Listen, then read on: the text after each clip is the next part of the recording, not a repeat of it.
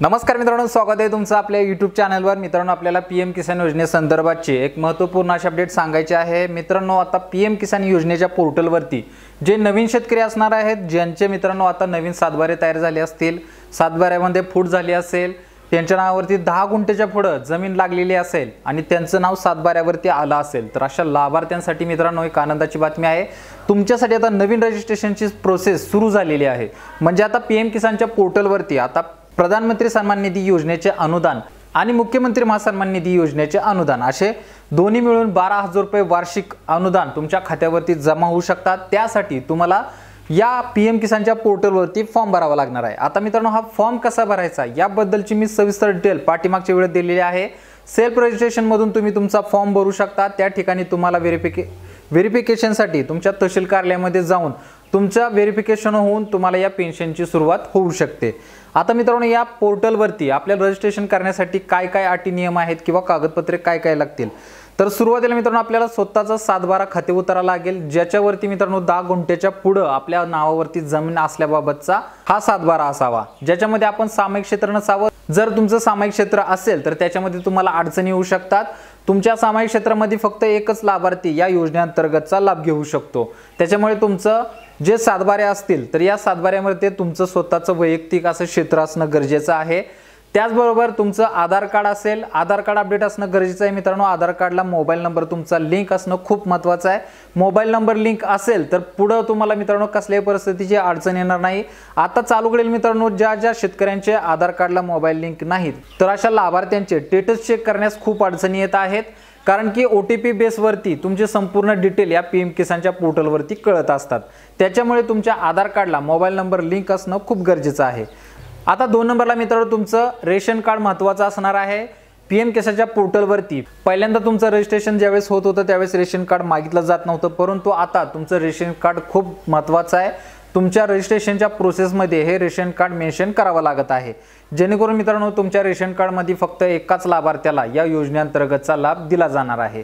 त्याच्यानंतर तिसरी डॉक्युमेंट असेल ती म्हणजे मित्रांनो आपला KYC पूर्ण असलेला बँक खाते क्रमांक। म्हणजे ज्या बँकेमध्ये तुमची KYC पूर्ण असेल, तुमच्या आधार कार्डला बँक लिंक असेल, तर असेच बँक खाते तुम्हाला याच्यामध्ये मेन्शन करावे लागेल। मेन्शन करण्याच्या ऐवजी मित्रांनो तुमच्या या पोर्टलवरती शासनामार्फत तुमचं बँक खातं जे आहे ते ऑटोमॅटिकली ॲड केलं जाणार आहे। म्हणजेच तुमच्या KYC ज्या बँकेमध्ये पूर्ण असेल तर असंच खातं तुमच्या PM किसानच्या पोर्टलवरती लिंक केलं जाणार आहे। त्याच्यावरतीच तुमचं हे अनुदान जे असेल ते जमा होत राहील। तर या पद्धतीने मित्रांनो किरकोळ डॉक्युमेंट आहेत, हे डॉक्युमेंट आपली पूर्ण असतील तर तुम्ही या पोर्टलवरती बिनधास्त रजिस्ट्रेशन करू शकता। आता मित्रांनो याच्या अटी नियम सुद्धा समजून घ्या। मित्रांनो, PM किसान योजनेअंतर्गतचा लाभ घ्यायचा असेल तर याच्या अटी नियम अतिशय महत्त्वाचे आहेत। आता अटी नियमामध्ये पहिली अट आहे मित्रांनो, आपल्या नावावरती क्षेत्र असणं खूप गरजेचं आहे। क्षेत्र किती असणावं तर 10 गुंठेच्या पुढे हे क्षेत्र आपल्या नावावरती असणं गरजेचं आहे। म्हणजेच मित्रांनो हे अनुदान जे आहे ते शेतकरी वर्गांसाठी देण्यात आलेलं आहे।